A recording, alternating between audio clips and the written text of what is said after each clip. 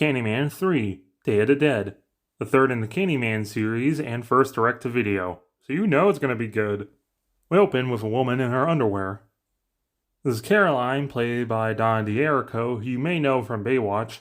Just typical bathroom things like blood on the wall smelling out sweet, a leaking faucet, and a Tony Todd leaking blood.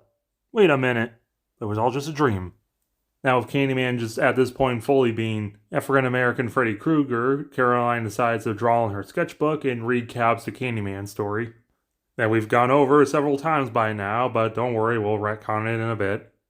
She's telling her roommate, Tamara, and they decide to do the Candyman thing. But then they pussy out on the fourth time they say it instead of going all five. Meanwhile, there's murder hornets. But who cares because it's the Day of the Dead, woo! I guess Caroline is stupid because she doesn't know, despite living in East LA, the most famous Mexican holiday. Across the street, Candyman's playing. But not for real, Miguel is this guy at an art gallery who wants to cross-promote. Caroline says they should only be promoting the good art things the guy did and not the fact that he's Candyman. And Lieutenant Kraft is on the scene. All the paperwork's in back, but I'm sure you guys will find some way to bust my balls. You always do. Yeah, your kind's always up to something. It clearly means art gallery people. Then at the exhibit, we go over Candyman's story yet again. But we retcon it that Candyman was a painter from Louisiana who was hired by a Confederate for some reason, and I guess in Illinois, because how else would we get Candyman in Chicago in the first film to paint the Confederate's daughter, and then it gets back on track for a bit, but then they change how he dies a little, with him being fully clothed and tied to a full tree rather than a stump, and instead of some weird kid licking the honey off of him and calling him Candyman, they all chanted it at him. Caroline thinks this is stupid and thinks he should only be remembered for his paintings. But then peer pressure and she has to do the Beetlejuice thing in the mirror. And oh no, he summons, Finally, it's been 20 minutes since we last seen him, wait a minute. The actor guy gets tackled by the police, but it was all just a misunderstanding. And this is exactly how the second film opened. Caroline then walks home in a surprisingly empty subway. And aboard the B train, we finally get actual Candyman. Even in this film, his performance is amazing, and he acts such circles around Donna D'Errico, she passes out. She wakes up on a bench, but flashback, and Miguel is enjoying himself. But then Candyman grabs him, and his lady friend.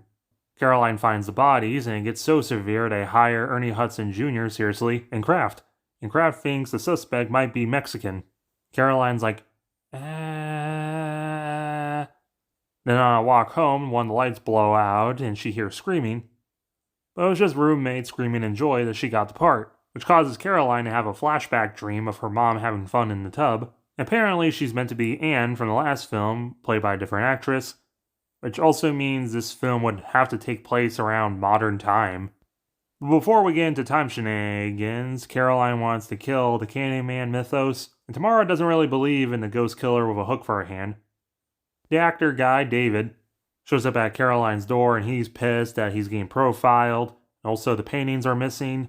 So Daphne and Shaggy head out to find them, but Kraft is on their case. At the bar, Caroline has an encounter with Candyman, but David breaks it up.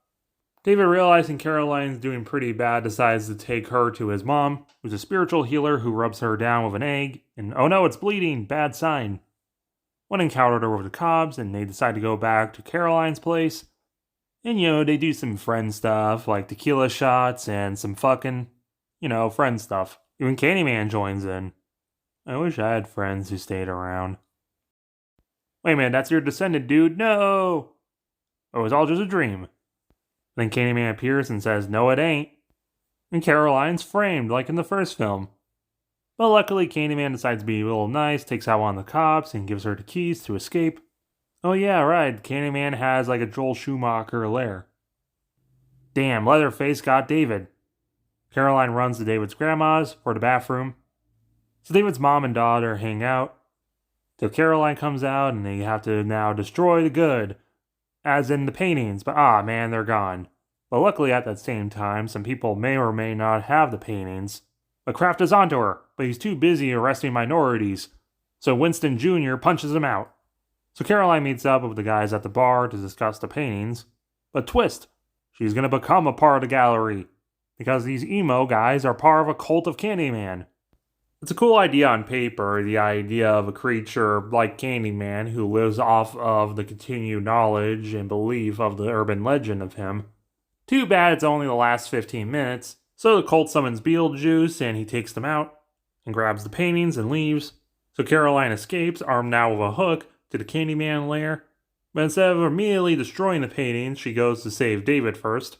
Candyman's like, "Wanna live forever?" Caroline strongly considers it, and says nah, slashing the paintings and burning that mother up, making Seaman turn into a terrible effect. And Kraft Macaroni and Racism shows up, grabs the hook, says he's Candyman jokingly, but he gets shot by Winston Jr. Clearly all the evidence they need. He was the Candyman all along. And the day is saved. Or was it?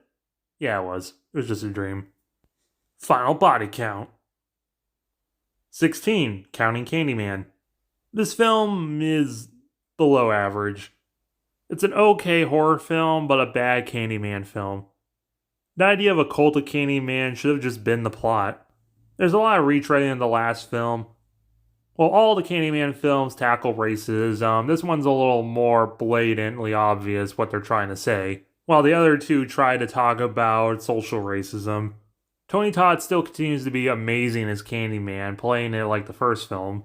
Overall, it's watchable. It's not like horrendous, but it's definitely a step down from the last two films. 4.5 out of 10. Make sure to hit the like button, share with your friends, comment your thoughts, and hit the subscribe button if you're new here.